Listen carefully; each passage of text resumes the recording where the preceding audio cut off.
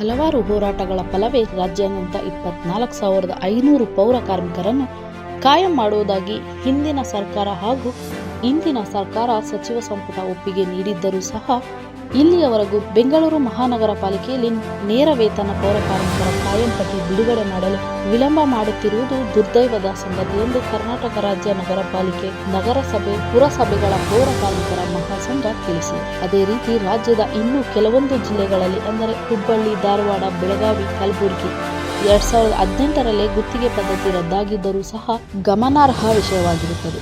ಈ ಆದೇಶಗಳನ್ನು ಜಾರಿಗೊಳಿಸದೆ ತಡ ಮಾಡುತ್ತಿರುವ ಸರ್ಕಾರ ಹಾಗೂ ನಗರ ಪಾಲಿಕೆಗಳಿಗೆ ಈ ಕೂಡಲೇ ಜಾರಿಗೊಳಿಸಲು ಒತ್ತಾಯಿಸುತ್ತಿದ್ದೇವೆ ಎಂದು ಪತ್ರಿಕಾ ಪ್ರಕಟಣೆಯಲ್ಲಿ ಸಂಸ್ಥೆ ತಿಳಿಸಿದೆ. ಹಾಗೂ ರಾಜ್ಯದ ಎಲ್ಲ ಅಧ್ಯಕ್ಷರುಗಳು ಹಾಗೂ ಬೆಂಗಳೂರು ನಗರ ಕಮಿಟಿ ಎಲ್ಲ ಕಮಿಟಿ ಸದಸ್ಯರಿಂದ ಇವತ್ತೇನು ಉದ್ದೇಶ ಅಂದರೆ, ನಮ್ಮ ಪೌರ ಕಾರ್ಮಿಕರಿಗೆ 1 ವರ್ಷ ಆಗಿದೆ, ಕಾಯಂ ಮಾಡ್ತೀನಿ ಅಂತ ಹೇಳ್ಬಿಟ್ಟು BJP ಸರ್ಕಾರ, ಕಾಂಗ್ರೆಸ್ ಸರ್ಕಾರ ಇದುವರೆಗೂ ಕಾಯಂ ಮಾಡಿಲ್ಲ. ಕ್ಯಾಬಿನೆಟ್ ಎಲ್ಲ ಪಾಸಾಗಿದೆ.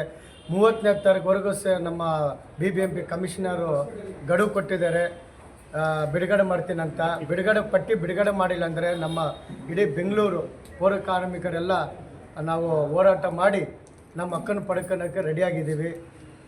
ಕಮಿಷನರು 30ನೇ ತಾರೀಕು ಬಿಡುಗಡೆ ಮಾಡ್ತೀನಂತಿಲ್ಲ. ಅದೇ ರೀತಿ ಆಟೋ ಡ್ರೈವರ್, ಹೆಲ್ಪರ್, ಲೋಡರ್ ಕೂಡ ಅವ್ರಿಗೂ ಕೂಡ ನೇರ ವೇತನ ಆಗಬೇಕು. ಅದಕ್ಕೋಸ್ಕರ ಹೋರಾಟ. ಇವಾಗಲೇ ನಮ್ಮ ಪೌರ ಕಾರ್ಮಿಕರು ಅವಲಂಬಿತ ಮಕ್ಕಳಂತ JH ಅವರು ಇದ್ದಾರೆ, ಅವ್ರನ್ನೂ ಕೂಡ ನೇರ ವೇತನ ತೊಗೋಬೇಕಂತ ಒಂದು ಸಬ್ಜೆಕ್ಟ್ ಇದೆ. ಈ ರೀತಿ ನಮ್ಮ ಸಂಘದ ವತಿಯಿಂದ ಹಲವಾರು ಹೋರಾಟಕ್ಕೆ ನಾವು ಸಿದ್ಧವಾಗಿದ್ದೀವಿ. ನಮ್ಗೆ ಒಂದೇ ಗುರಿ, ನಮ್ಮ ಪೌರ ಕಾರ್ಮಿಕರಿಗೆ ಕಾಯಂ ಆಗಬೇಕು.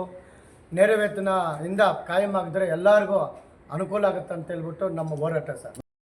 ಕಸ ಎಲ್ಲ ರೋಡಲ್ಲಿ ಹಂಗೆ ಬಿದ್ದಿರುತ್ತೆ ಸರ್. ನಾವು ಪೌರ ಕಾರ್ಮಿಕರು ದಸರಾದಲ್ಲಿ ಕಸ ಎತ್ತಲಿಲ್ಲ ಅಂದರೆ ಇಡೀ ಬೆಂಗಳೂರು ನಾರುತ್ತೆ. ಈ ದಸರಾ ಒಳಗಡೆ ನಮ್ಮ 30ನೇ ತಾರೀಕು ಒಳಗಡೆ ನಮಗೆ ಏನಾದರೂ ಒಂದು ತೀರ್ಮಾನ ಮಾಡಿ ನಮ್ಮ ಪರ್ಮನೆಂಟ್ ಆರ್ಡ್ರು ಸ್ವಲ್ಪ ಜನಕ್ಕೆ ನೇರವಾಗಿ ಕೊಟ್ಟರೆ ದಸರಾ ಕೆಲಸ ಮಾಡ್ತೀವಿ. ಇಲ್ಲಾಂದ್ರೆ ದಸರಾದಲ್ಲಿ ಇಡೀ ಬೆಂಗಳೂರು ನಾರಬೇಕು, ಸ್ಟ್ರೈಕ್ ಮಾಡ್ತೀವಿ. ವರದಿ ಚಿರಂಜೀವಿ ಸುಪ್ರೀತ್.